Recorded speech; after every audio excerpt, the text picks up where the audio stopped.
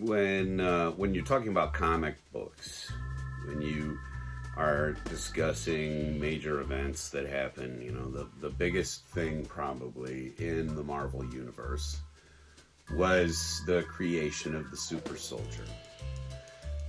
That whole deal with Captain America became sort of a basis for a lot of different characters. And some have been heard of, and then others just sort of fade into the background. And I'd like to talk about one of those right now because this is kind of an important book in my growing up. And that is Marvel's Man-Thing.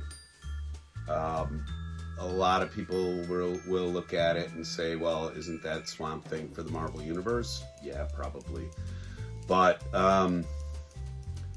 for me, in the 70s, growing up, the Marvel horror comics, and as well as stuff like the EC, Vault of Horror, and Chilling Touch, and all those other comic book horror stuff, was really all we had. If you wanted big, bulky, nasty monsters, you really had to kind of go to comic books. Animation had not really gotten to that point. Ralph Bakshi had done a few things that were kind of impressive with rotoscoping and things like that. But the creation of monsters was, it was really built off of Jack Pierce's makeup of the Universal monsters. So, in order to get a really good monster in the 1970s, and something that you could have access to because home video didn't exist yet, comic books became a huge outlet for me to obtain stories about monsters.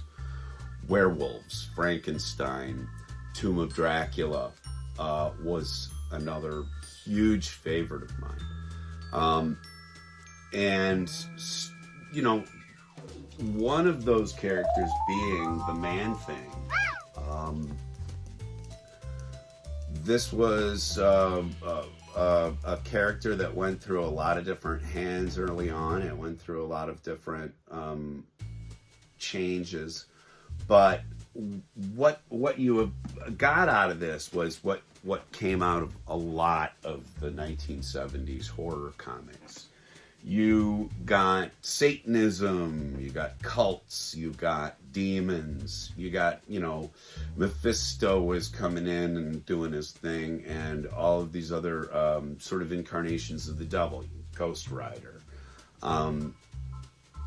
This is where my main horror fix came from, was the wire rack on a monthly basis at the pharmacy. But not only was it my feed for horror, the writing in these comic books is wonderful, because kind of like the Hulk, they discuss the despair of the character, they discuss the loneliness of the character, and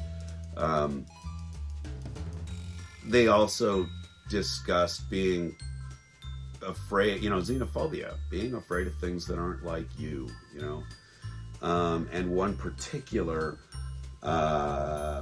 story early on in the Man-Thing's life is to witness an escaped prisoner being chased by because he's in the Everglades, a racist sheriff.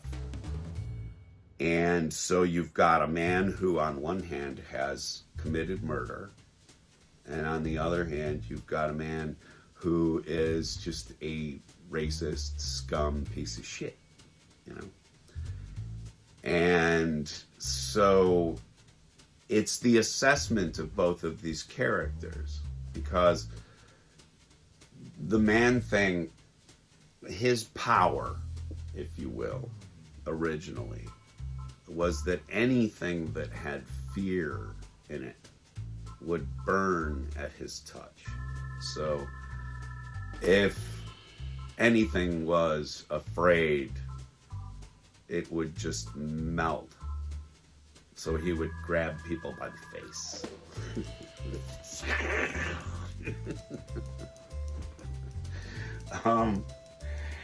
Early on, and what I'm going to do here is I'm going to cut away while I'm talking. Let me show you a couple of pages here, just to kind of give you an idea of where it started. You have these drawings of women in negligees. You have, I mean, the whole thing is based off of titillation in a lot of ways. These early, the 60s and 70s comics, with horror comics, they could be pretty panderous pieces of material at times. But this character was super important to me. So what I'm getting to here is that when I was at Radar Toys the other day here in Salem, 1440 Lancaster Drive, Northeast in Salem, Oregon, fantastic store, I bought this, which is Curse of the Man-Thing. I have not really bought a trade in a little while. The back says, celebrating 50 years of making really weird comic books.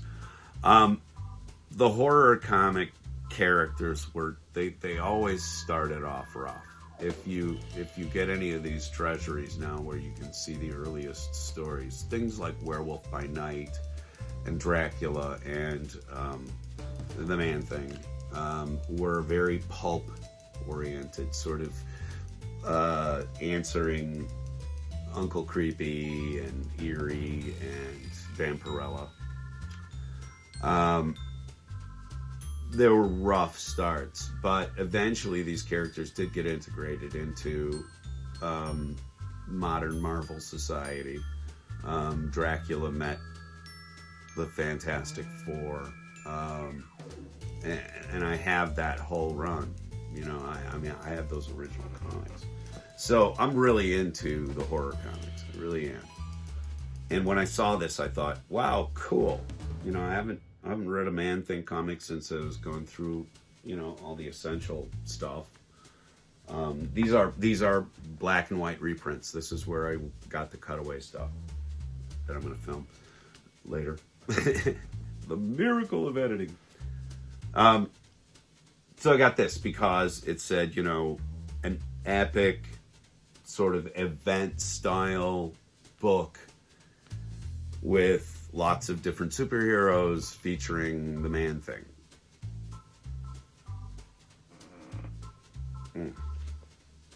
This hurt. I didn't like it. The artwork is fantastic, but it's a bit of a one-trick pony in terms of storytelling, and it's several different characters like Captain America and Peter Parker and a couple of other people that get absorbed into the Man-Thing, and they are able to then talk with Ted Sallis, who is the guy who was turned into the Man-Thing. I guess I should explain. Ted Sallis is a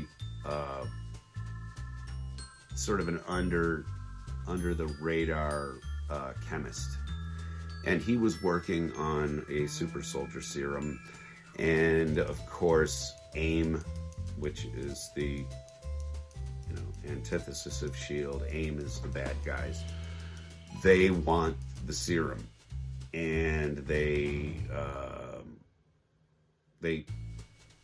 slip a woman in on him, and they're gonna steal the serum away from him, and he runs out As he's crashing his car, he injects the serum into himself so that they can't get a hold of it. And of course, combining with the swamp water, he makes him Man-Thing. What Man-Thing, and like I said, these characters all, I mean, it's like somebody threw them out of a car to start, you know, like they're just rolling on the dirt road trying to get purchase. So, you know, Ted Sallis looking for the super soldier serum was a good way to get him started. But eventually, what they do make him into is that Man-Thing is sort of the guardian of the nexus of all the worlds and things. And the Man-Thing starts to get used by some mystical old crones, basically sort of like the three weird witches of Macbeth, you know. They trick his body into making these gigantic pods in different cities, which begin to expel drones, and these biohazard drones are killing everyone, making them wipe out because they're all scared. So it's up to the Avengers in various different places and parts in all scattered out throughout the world to battle these growths that have come from the Man-Thing to sort of wipe out humanity. It all sounds like it would be good. It's a different story, and okay. But the problem is that they spend a dramatic amount of time inside the Man-Thing. Ted has discussions with people about why he can't come forward and control what's going on with the Man-Thing. And it's just a lot of dialogue sort of inside his head with, you know, an Avenger and Ted. I really like the idea of Ted Sallis, but goddamn, I didn't need to read just conversation after conversation with Peter and with Steve Rogers about being a better person and in control of yourself. I mean, I guess as an alcoholic, that's just something that I'm already doing. So I don't need to read about it in my fantasy. But anyway, I just wanted to talk about this book a little bit really quick, because if you see it out there, the artwork is fantastic. The dialogue, the writing is good. I just think that in the end, it's a cookie cutter kind of fall flat story. And it's unfortunate. I don't mind spending the money, by the way, because, you know, buying things at Radar Toys is what keeps the lights on for them. So I don't mind having this on my shelf. I have a lot of Man-Thing. I mean, you know, a lot of Man-Thing. And I have like original comics and stuff like that in my long box that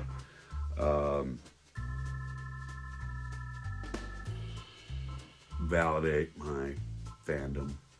Anyway, that's just all I wanted to talk about with the Man-Thing. Let's move on and talk about something else, shall we? Good idea. Changing up format. And also just kind of talk about something that I did like. We're going to give you a small review of Boys from County Hell. If you are unfamiliar with Shudder, it's a streaming service that handles horror movies and television shows and stuff like that, but they also put their stuff out on disc. And thank God, because I don't do a lot of pay streaming services.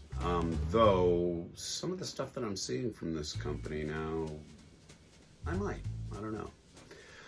Anyway, this is an original film. It's made in Ireland, and it's about vampires, and it's about where Bram Stoker really came from, his hometown, and a legend there which inspired Dracula, if you will. Oops. I'm going to point out the only flaw of this film now, because I have done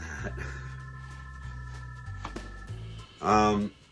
If anybody from Shudder or their video company producers are watching, this is a really unnecessary step.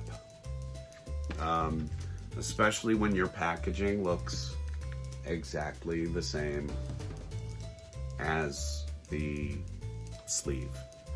It's a waste of materials.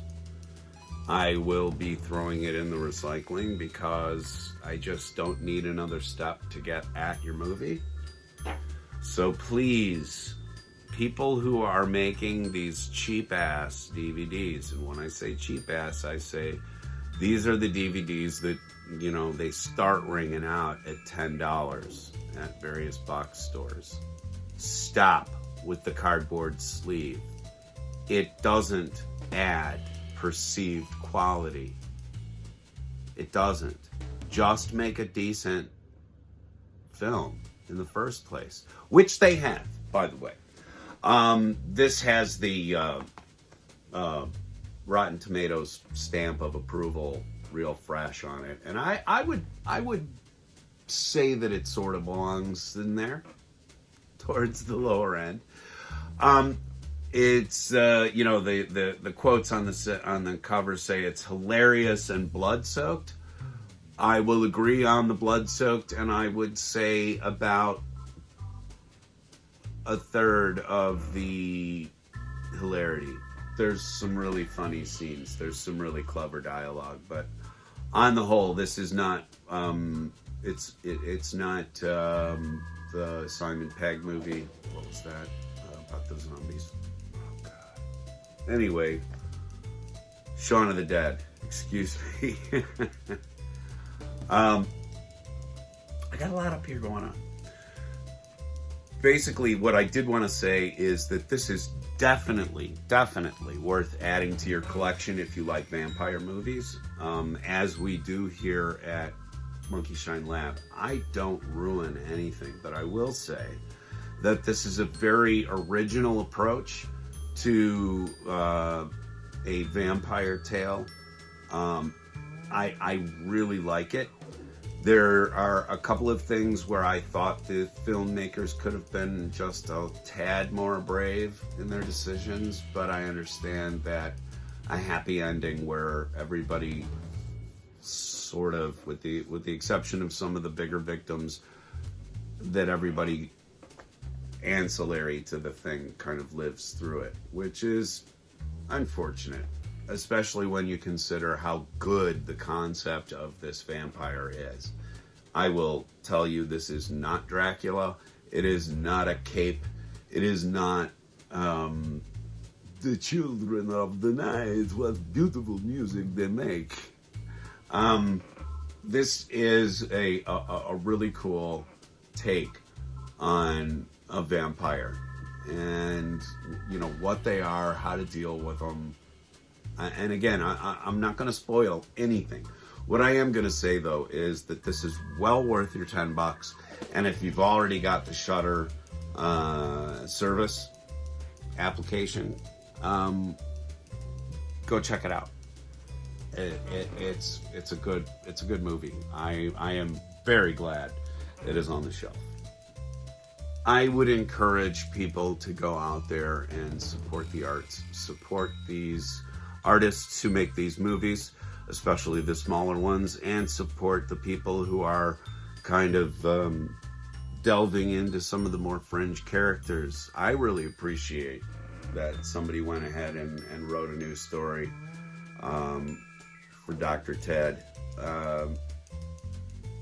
It's nice. It's nice that they keep including the horror characters from my childhood. I can't tell you what the comic books were at one time to a kid who needed a horror fix.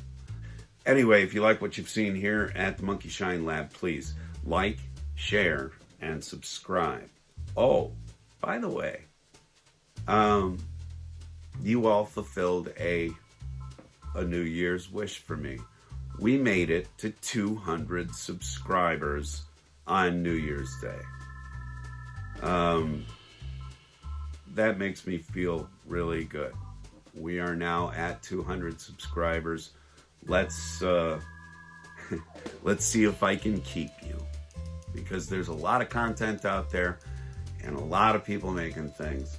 So I really, really, really appreciate it when you come by and spend a little bit of your time with us. Thank you very much, and we'll see you next time on the Monkey Shine Lab. Thanks.